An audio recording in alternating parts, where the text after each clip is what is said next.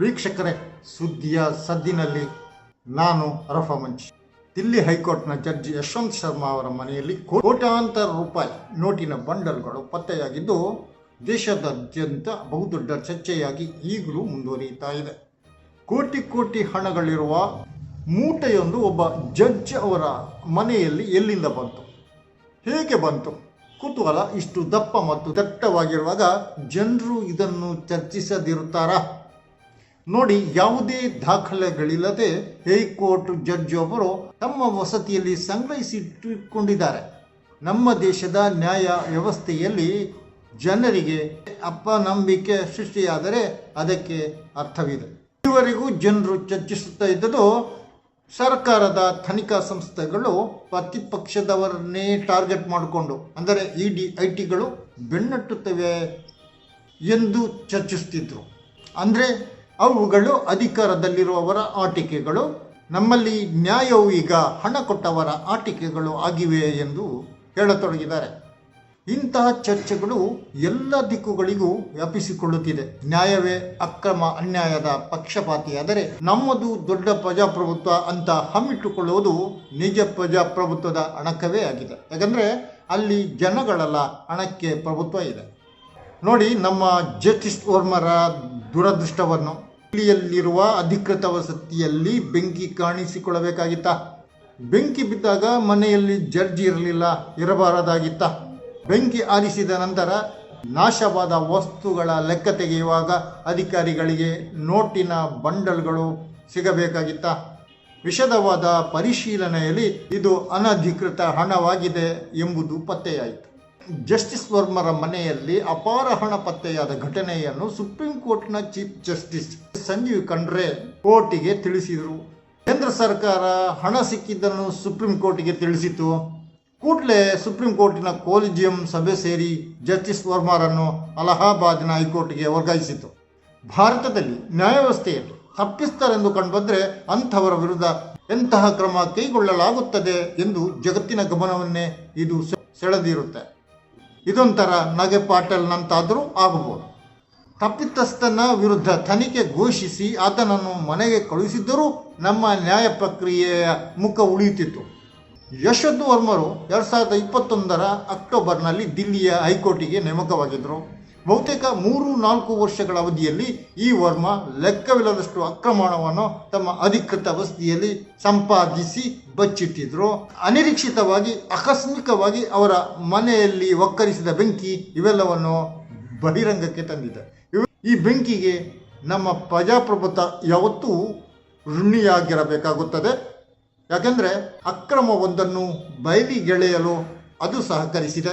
ದೇಶದ ಬೇರೆ ಯಾವ ವ್ಯವಸ್ಥೆಯೂ ಈ ಪ್ರಕರಣದಲ್ಲಿ ಸಹಕರಿಸಿಲ್ಲ, ಅಕ್ರಮವನ್ನು ಎತ್ತಿ ತೋರಿಸಿಲ್ಲ. ಪತ್ರಕರ್ತ ಆಶೀಶ್ ಚಿತ್ರಾಂಶಿ ಕೇಳುತ್ತಾರೆ, ಕೋರ್ಟುಗಳಲ್ಲಿ ತೀರ್ಪುಗಳು ಮಾರಲ್ಪಡುತ್ತಿದೆಯೇ ಎಂದು. ಯಶವಂತ್ ವರ್ಮರ ಮನೆಯಲ್ಲಿ ಅಪಾರ ಅಕ್ರಮ ಹಣ ಪತ್ತೆಯಾದ ನಂತರ ಆಶೀಶ್ರ ಈ ಪ್ರಶ್ನೆ ಸರಿಯಾಗಿಯೇ ಇದೆ ಅನಿಸುವುದಿಲ್ವಾ? ಅಲ್ಲ, ಕೋರ್ಟಿನಲ್ಲಿ ಭ್ರಷ್ಟಾಚಾರ ಇದ್ದರೆ ನ್ಯಾಯ ಬೆಟ್ಟ ಹತ್ತಿ ತಣ್ಣಗೆ ಕೂತುಕೊಳ್ಳುತ್ತೆ. ಇದ್ದರೆ ಹೈಕೋರ್ಟು, ಸುಪ್ರೀಂ ಕೋರ್ಟು ಮತ್ತು ಇತರ ಕೋರ್ಟುಗಳಿಂದ ಬಂದ ಅಚ್ಚರಿಯ ತೀರ್ಪುಗಳ ಹಿಂದೆ ನ್ಯಾಯ ಬೆಟ್ಟ ಹತ್ತಿ ಕೂತಿತ್ತಾ? ಇವೆಲ್ಲ ಭ್ರಷ್ಟಾಚಾರವನ್ನು ಹುಡುಕುವ ಇಡಿಗಳಿಗೆ, CBIಗಳಿಗೆ ಕಾಣಿಸುವುದಿಲ್ಲ. ಕಂಡರೂ ಏನು ಮಾಡಲು ಸಾಧ್ಯವಿಲ್ಲ ಅಂತನಿಸುತ್ತದೆ. ಒಟ್ಟಿನಲ್ಲಿ ಹೈಕೋರ್ಟಿನ ಒಬ್ಬ ಜಡ್ಜಿನ ವಿರುದ್ಧ ಸದ್ಯಕ್ಕೆ ಬಲವಾದ ಆರೋಪ ಕೇಳಿಬರುತ್ತಿದೆ.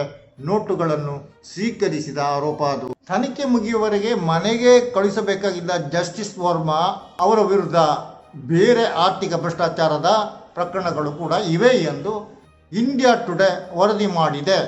ಸಿಂಬೋಲಿ ಸಕ್ಕರೆ ಕಾರ್ಖಾನೆ ವಂಚನೆ ಪ್ರಕರಣದಲ್ಲಿ ಜಸ್ಟಿಸ್ ವರ್ಮಾ ಆರೋಪಿಯಾಗಿದ್ದಾರೆ. CBI ಪ್ರಕರಣದ ವಿಚಾರಣೆಯನ್ನು 2018ರಿಂದ ನಡೆಸ್ತಾ ಇದೆ. ರೈತರಿಗಾಗಿ ತೆಗೆದಿರಿಸಿದ 97.85 ಕೋಟಿ ರೂಪಾಯಿ ಲುಂಗಿ ಹಾಕಿದ ಭ್ರಷ್ಟಾಚಾರ ಪ್ರಕರಣ ಇದು. ಆದರೆ ಕೊಲಿಜಿಯಂ ಜಸ್ಟಿಸ್ ವರ್ಮರನ್ನು ಅವರು ಮೊದಲಿದ್ದಲ್ಲಿಗೆ ವರ್ಗಾವಣೆ ಮಾಡಿತು. ಅಂದರೆ ಇಷ್ಟು ದಿನ ನೀವು ದಿಲ್ಲಿಯಲ್ಲಿ ಹಣ ಮಾಡಿದ್ದಾಯಿತು, ನೀವು ಇನ್ನು ಮೊದಲಿದ್ದಲ್ಲೇ ಇನ್ನುಳಿದ ಹಣವನ್ನು ಮಾಡಿ ಎಂದು ಆಶೀರ್ವದಿಸಿದಂತಾಗುವುದಿಲ್ವೇ ಎಂದು ಜನರಲ್ಲಿ ಪ್ರಶ್ನೆಗಳು ಉದ್ಭವಿಸಬಹುದು. ಹೀಗಾಗಿ ತನಿಖೆಯ ಮೇಲೆಯೇ ಜನರು ವಿಶ್ವಾಸ ಕಳೆದುಕೊಂಡರೆ ತಪ್ಪಿಲ್ಲ. ಯಾಕೆಂದರೆ ಇಂತಹ ಅನೇಕ ಘಟನೆಗಳನ್ನು ಈ ದೇಶ ಕಂಡಿದೆ.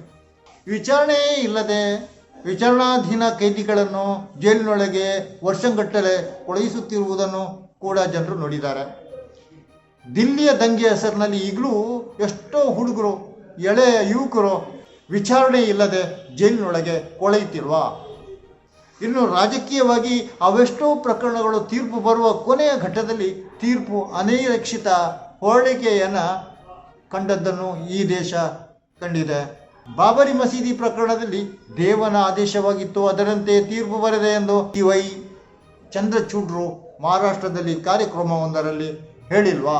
ಹೀಗಿರುವಾಗ ಸುಪ್ರೀಂ ಕೋರ್ಟಿನಲ್ಲಿ ಮಹಿಳಾ ಕಿರುಕುಳ ಆರೋಪ ಎದುರಿಸಿದ ಜಡ್ಜ್ ಒಬ್ಬರು ರಾಜ್ಯಸಭೆಗೆ ಹೋಗಿದ್ದು ಈ ದೇಶಕ್ಕೆ ಗೊತ್ತಿಲ್ವಾ? ಹಾಗಾಗಿ ನ್ಯಾಯ ವ್ಯವಸ್ಥೆಯಲ್ಲಿ ವಿಶ್ವಾಸವಿರಿಸಬೇಕೆಂಬುದು ಮ್ಯಾನರಿಸಮ್ ಎಂಬಂತಾಗಿದೆ. ಸುಪ್ರೀಂ ಕೋರ್ಟ್ ಕೊಲ್ಜಿಯಂ ಜಡ್ಜಿ ವರ್ಮರ ವಿರುದ್ಧ ತನಿಖೆ ಆದೇಶಿಸಿದ ನಿಜ. ಈ ತನಿಖೆಯಿಂದ ಏನೇ ಹೊರಬರಲಿ, ಜಸ್ಟಿಸ್ ವರ್ಮರಿಗೆ ಜನರಂತೂ ಕ್ಲೀನ್ ಚಿಟ್ ನೀಡಲಾರರು. ಇವತ್ತು ಮಾಧ್ಯಮಗಳಲ್ಲಿ 2014 ನಂತರ ಮೋದಿ ಭಾರತದಲ್ಲಿ ಎಲ್ಲ ವ್ಯವಸ್ಥೆಯು ಅತಿ ಭ್ರಷ್ಟವಾಗಿ ಮತಿ ತಪ್ಪಿ ಹೋಗಿದೆ ಎಂದು ಚರ್ಚೆ ನಡೆಯುತ್ತಾ ಇದೆ. ತೀರ್ಪು ನೀಡುವ ಸ್ಥಾನದಲ್ಲಿ ಜಸ್ಟಿಸ್ ವರ್ಮರ್ ಅಂತವರಿದ್ದರೆ ಮತ್ತು ಕಾನೂನು ನಿರ್ಮಿಸುವ ಸಂಸತ್ತು, ಕಾನೂನು ಸಭೆಗಳಿಗೆ ದಂಗೆ ದಗಲ್ಬಾಜಿಗಳು ನಡೆಸಿ ಕುಖ್ಯಾತಿ ಇರುವವರು ಕೂಡ ಗೆದ್ದು ಬರುತ್ತಿರುವಾಗ, ಹಣ, ಹೆಂಡ, ಟಿವಿ, ಲ್ಯಾಪ್ಟಾಪ್ ಹಂಚಿ ಚುನಾವಣೆಯಲ್ಲಿ ಗೆಲ್ಲುವವರಿರುವಾಗ, ಹೀಗೆ ಕಾನೂನು ನಿರ್ಮಿಸುವ ವ್ಯಾಪ್ತಿಯಲ್ಲಿ ಬರುವಾಗ ದೇಶದ ಒಟ್ಟು ವ್ಯವಸ್ಥೆ ಭ್ರಷ್ಟ ಆಗದಿರುತ್ತಾ? ಒಟ್ಟಿನಲ್ಲಿ ಇಂತಹ ಕ್ರೂರ ಭ್ರಷ್ಟಾಚಾರ ವ್ಯವಸ್ಥೆಯ ಮೂಲ ಎಲ್ಲಿದೆ ಅನ್ನೋದು ದೊಡ್ಡ ವಿಡಂಬನೆಯಾಗಿದೆ. ಅದು ಎಲ್ಲ ಕ್ಷೇತ್ರಗಳನ್ನು ಆವರಿಸಿಕೊಂಡಿದೆ ಎಂಬುದಂತೂ ಸತ್ಯ. ಆದರೆ ಇಡೀ ದೇಶದ ಒಟ್ಟು ಘನತೆಯನ್ನು ಹಾಳು ಮಾಡ್ತಾ ಇದೆ, ಅಂತಾರಾಷ್ಟ್ರೀಯ ಮಟ್ಟದಲ್ಲಿಯೂ ಕೂಡ ಎಂಬುದು ಮುಖ್ಯವಾಗಿದೆ. ಆದ್ದರಿಂದ ಖಂಡನೀಯವೂ ಹೌದು. ವೀಕ್ಷಕರೇ, ಜಸ್ಟಿಸ್ ಯಶವಂತ್ ವರ್ಮರ್ ಅಂತವರಿಂದ ನಿಮ್ಮ ಅಭಿಪ್ರಾಯದಲ್ಲಿ ಮುಂದಕ್ಕೆ ಎಂತೆಂತಹ ತೀರ್ಪುಗಳು ಬರ್ಬೋದು? ಹಣದ ತೂಕಕ್ಕೆ ತಕ್ಕಂತೆ ವೀಕ್ಷಕರೇ ನಿಮ್ಮ ಅಭಿಪ್ರಾಯ ತಿಳಿಸಿ. ಸುದ್ದಿಯ ಸದ್ದಿನಲ್ಲಿ ಇವತ್ತಿನ ಚರ್ಚೆ ಇಷ್ಟೇ. ಇನ್ನೊಂದು ಕಾರ್ಯಕ್ರಮದೊಂದಿಗೆ ಇನ್ನೊಮ್ಮೆ ನಿಮ್ಮ ಮುಂದೆ ನಾನು ಅರ್ಪವಂಚಿ ಜಿ ಹಿಂದ್.